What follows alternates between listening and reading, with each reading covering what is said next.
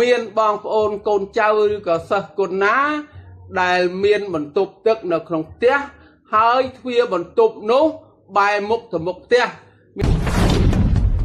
មានន័យថាយើងចូលទៅចឹង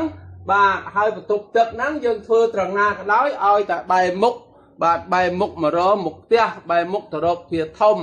បាទបន្ទប់ទឹកបែបនេះគឺខុសហើយបាទជាពិសេសបន្ទប់ទឹកបាទដែលយើងមើលទៅ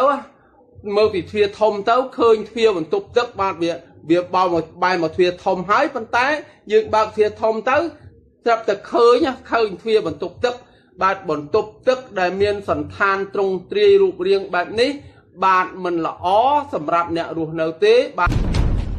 វាប៉ះពាល់ផ្នែកលុយកាក់ថវិការបស់យើងបើវីដេអូនេះមានប្រយោជន៍សូម share បន្តដើម្បីចែកគ្នាដឹងឮនិងធ្វើការសិក្សា